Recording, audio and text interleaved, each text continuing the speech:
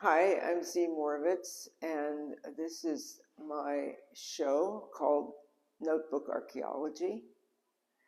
And I just want to begin by showing you the notebooks that I've been making over the last, 20 years.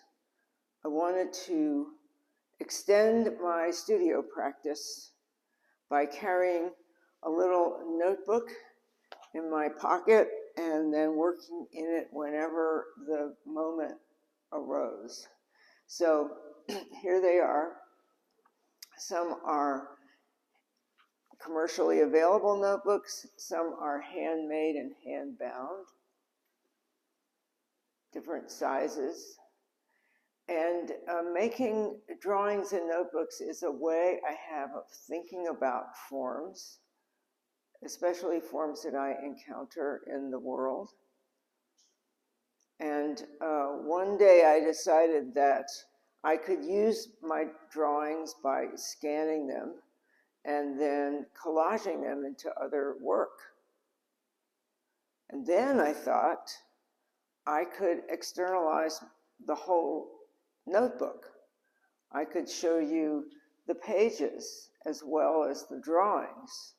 So I began, and here's an early version of what I was doing. It's not particularly wonderful, but you can see that I took pages from my notebooks. Of course, they're scanned and digitized, and the drawings.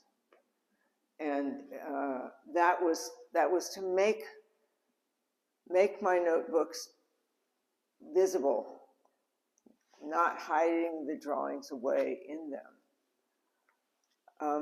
Another way that I have of working is from large to small. So, for example, this small drawing is also the start of a much bigger drawing over here. These are graphite on paper, and they were done during a residency in Ireland, somewhat inspired by the things that I saw there. So sometimes I work back and forth between the notebook and larger work. But as I made these outside of the box notebook drawings, as I started to paste them in place, the little drawings themselves started to communicate with me as if they had a story to tell. And I thought about ancient art where, you see a frieze of soldiers marching in one direction, or you see the king sitting on a throne and somebody's bringing an offering. And so they are narrative, but they're also static. They're, one field of vision here, just like it would be, I've seen hieroglyphics painted on the wall in a Egyptian tomb once. So they have that quality that they're moving from a kind of reality to a symbol, and eventually maybe they'll become letters in an alphabet. So we can look at some of the other pieces in this series. The fact that these drawings could actually talk to me and seem to be about something was kind of an exciting discovery.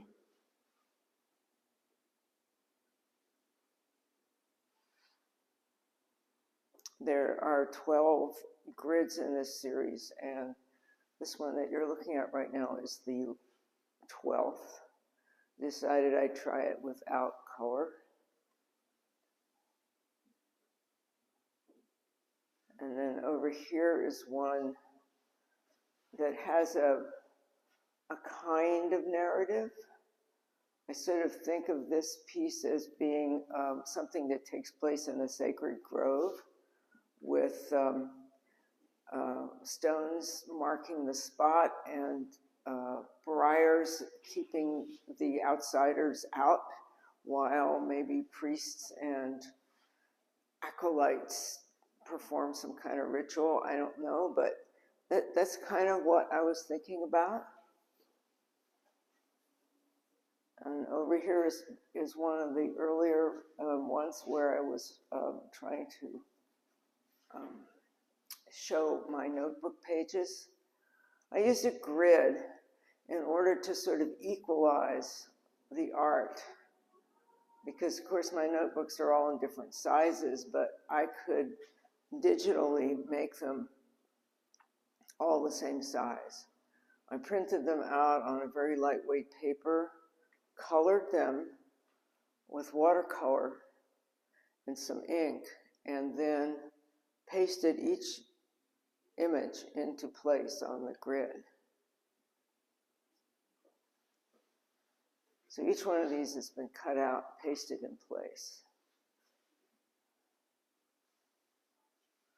And here are some others. I tried how repetition would work. I got kind of interested in sameness and difference. What if you use the same image, but you did them in different colors? What's the effect? In a way, working in collage means I could rearrange these things every day for a week before deciding what was the right order of things. Okay. Hi, I'm Nancy Bertelsen, and I'm an artist, part of the showing through the Visiting Arts program through Gallery Route 1. I'm very honored. And this is my show, thanks for watching, In Praise of the Elements. And I'm starting with this one because it's an older one, and I'm calling it The Birth of the Elements. So, and it's a good illustration of a way that I work, which is more intuitively and choosing colors, laying them out, selecting tools, and then beginning to move the paint around until it starts to talk to me. And together we arrive at something. And I always like the feeling that the paint was part of the final decisions that went into how it showed up.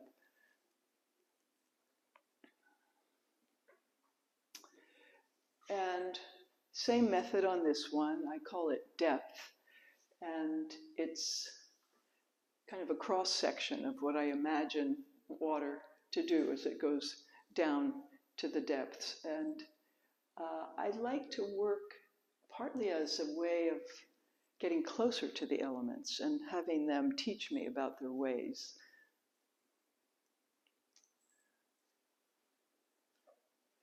This is an entrance into the underworld. Persephone came and went every year. And this one came from my experience of being in two really big fires out here in West Marin. And when the same thing happened in Australia, although it looked like they were even more immense, I learned that some of the folks were taking refuge on the beaches, which had always been a thought I had. If fire got that close, we could just hurry down to Mullis Bay and swim out and hopefully survive.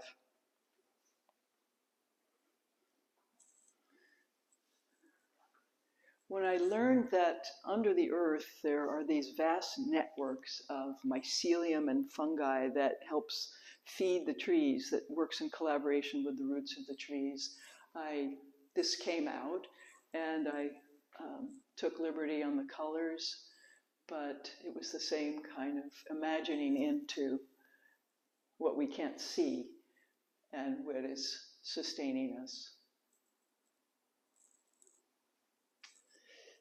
And this one is another imagined secret code of how the Earth communicates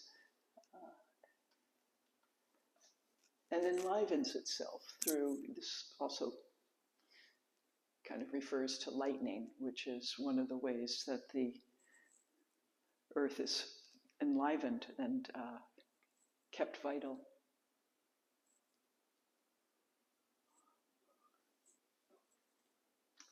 This painting is Swimming Over Eelgrass, and it started as a charcoal drawing, and it turned green because that's the colors that we see out here when we go swimming, is these fields of eelgrass that we swim over at greater, nearer, farther, depending on the tide. But it's a very familiar sight if you're a swimmer. This painting appeared right after the holidays, and I had had a break from painting and I felt sort of tight, so I just really squirted colors on, and it was kind of hideous, and I was just thinking, oh well, just trust it, and I stayed with it. And then later the next day I put it on the wall, and this whole place had presented itself, and I just felt for it. Even these lines here popped up, and they seemed like old structures or old fence posts that had been there for what had been rangeland that was abandoned. This is another imagined network of water microbes and how they may be connected beneath the water. And it's one of the things that astounds me as I learn more and more about the Earth, that as people get down into molecular levels, like what's going on inside rocks, a mile and a half deep in the Earth, is everything is connected to everything else, and everything's working collaboratively. And that just fascinates me. This appeared during the pandemic, and also sort of painted itself. And I'm a Danish immigrant family, and we sailed. I've always lived by water. My ancestors sailed. My dad was happiest in a boat. And so this one felt like an homage to the experience of being out on the water and imagining being out on a big voyage with large spans of open water.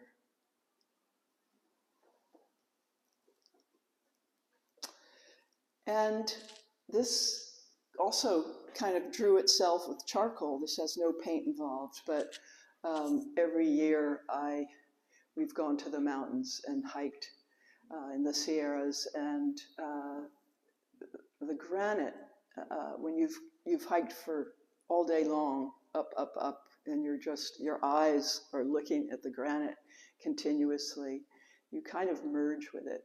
And this drawing emerged from one of those times. And this one also refers to electricity, and these are sort of lightning rods that bring energy down into the earth. And I live in the country, so everywhere I look out here, I'm seeing these forms and the hills behind the hills. And so they're just part of my lexicon when I paint. And this one I call an elegy for historic ranch.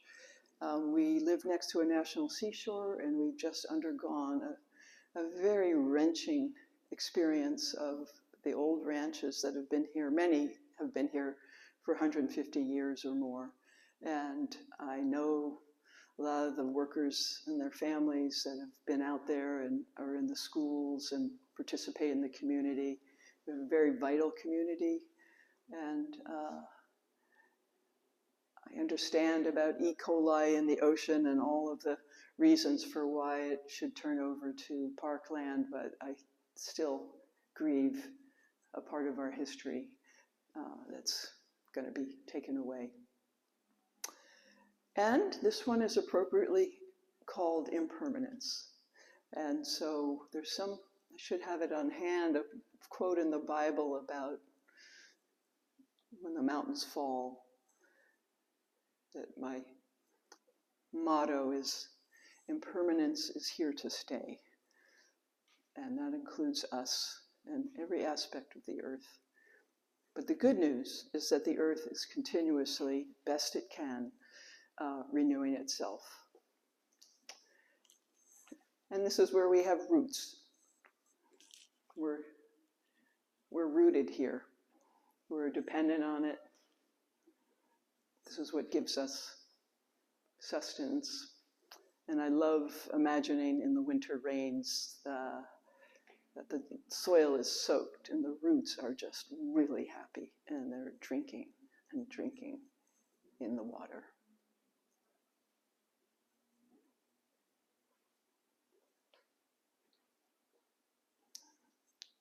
Thank you so much for coming to see these paintings.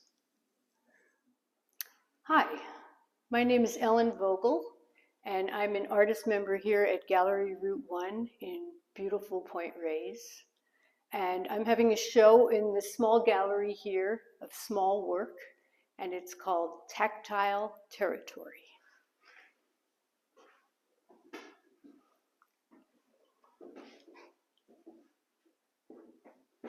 I have been reading this book of late. It's taking me a really long time, and it's called Immense World by Ed Young. It is a book of absolute wonder. That's why it's taken me a long time. It's all these different research studies on how different organisms perceive their environment. And once you read a bit in this book, you realize how astonishing it is that we intersect. So I started thinking about what might be my strongest sense. And I decided to investigate the tactile. The tactile for me, when I walk into a room, I want to just rub against the walls and feel all the different textures in the room.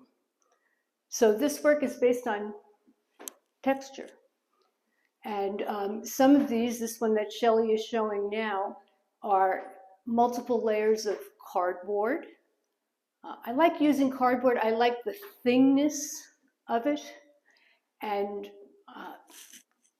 the bumps, you can strip it. So it's an interesting material for me to work with.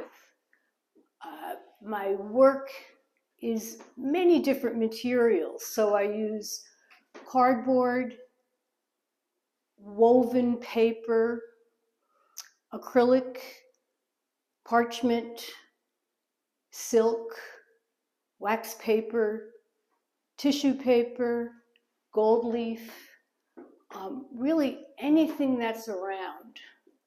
And the work tends to be spontaneous and intuitive. I don't plan, I just go for it. And then I've been thinking a lot about what does that mean, spontaneous, intuitive? And I don't know, what I'm thinking lately is I have this huge bank of images in my body and mind, things I've experienced out in nature or around anywhere, things I've seen, and that the spontaneity comes from something just popping up out of that huge image file of my being. These were particularly satisfying for me to make. I consider them visual poems. So they're not like narratives at all. They're more like music than they are like a narrative. And I would invite people to just take them in with their senses, see if they're moved in any way, see if, like music, the materials strike chords that make you feel a certain way. I think that's about it. Thank you so much for taking the time to listen.